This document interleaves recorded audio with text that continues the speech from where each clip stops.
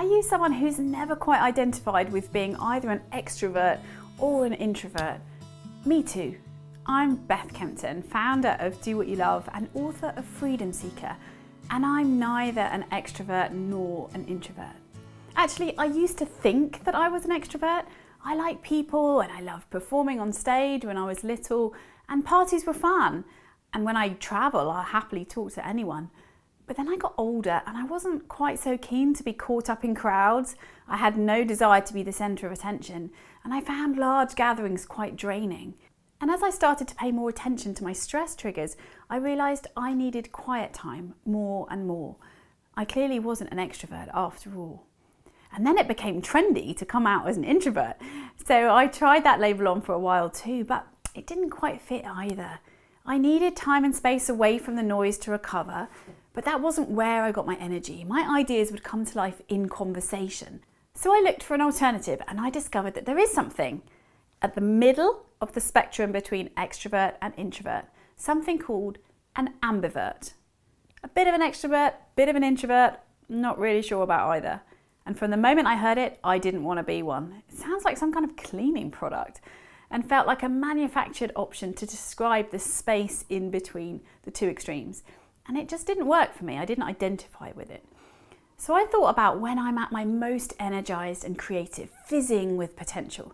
And I realized I come alive in small gatherings of kindred spirits, people who are both practical and spiritual, challenging and yielding, gentle and strong, people who are smart and funny but not in your face, people who listen and share but don't try too hard, people who'd rather say nothing than talk about nothing, but who come alive in real conversation. And I know I'm not alone. So I invented a new label for myself. I'm a kindravert, and I suspect that you might be one too.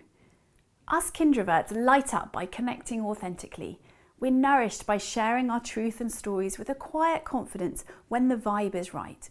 This makes us great travellers because our need for real connection makes us curious in foreign lands.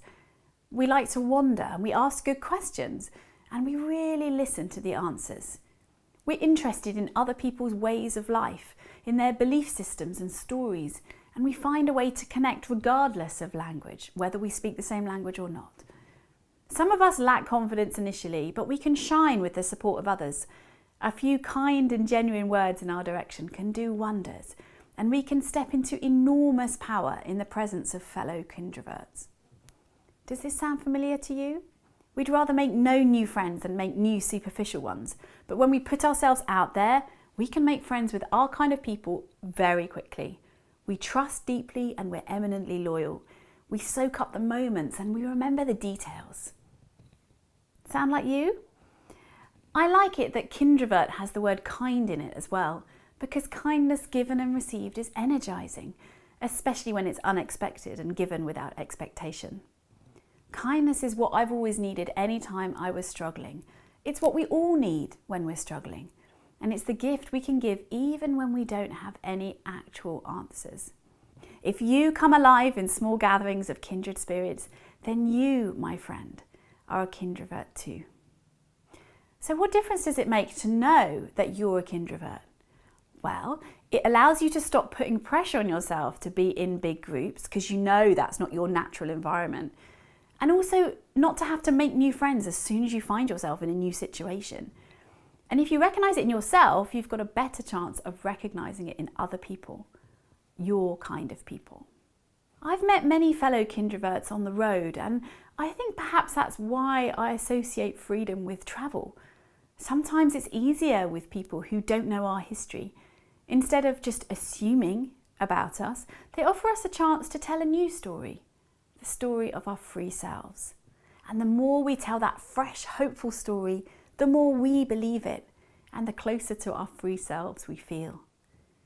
Knowing who your kind of people are and spending time with them can transform your experience of your own life, because they give wings to your dreams. And those kind of people encourage you to fly high. If you want to know more about how to find your tribe, your community, your flock, your fellow kindraverts, then pick up a copy of my book, Freedom Seeker. In it, I share the stories of people who have overcome all kinds of challenges to build a life they love, and every single time they did it with the support of people who get them and want them to succeed. What could be possible for you with that kind of support? I can't wait to see.